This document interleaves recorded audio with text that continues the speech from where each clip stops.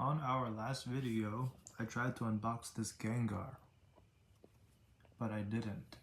Anyways, today I'm going to be sharing my new philosophy, and I'm going to be going off of my favorite chart on Power Listings Wikipedia for DC and Marvel superheroes. Those of you that know. This philosophy is based off of gravity and how it self-corrects everything to its core. Let's say you are the core. Please excuse those crumbs. Depending on your focus in life, you have a set path and direction you're usually headed towards.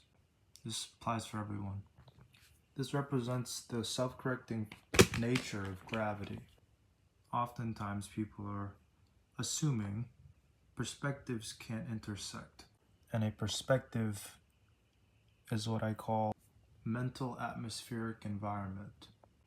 No matter where you go in life, there's always going to be atmospheric environments in the mental plane and physical plane.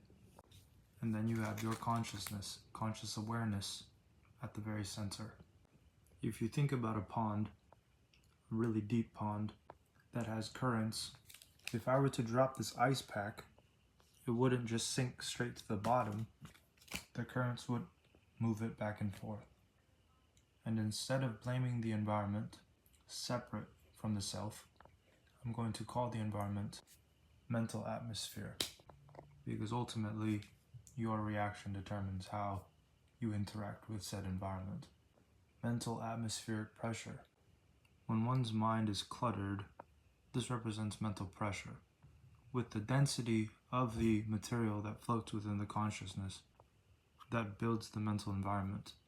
This philosophy suggests that grounding is the natural state of your mental environment, no matter the circumstance or outcome.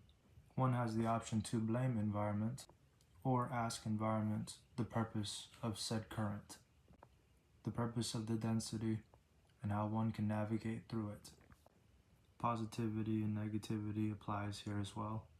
So does an active, passive, analytical, and mystical environment. These properties are a perfect example of how all fields of perception intertwine. So ultimately, no, there's never one answer to anything, and there is never one road to take. There is never one method, but there is a way to swim in waters that are less or more dense than others. I like to play with paradigms quite often, because not only are you becoming aware of your own, you're becoming aware of everyone else's. And you don't take things personal anymore. There's always a question in the lesson.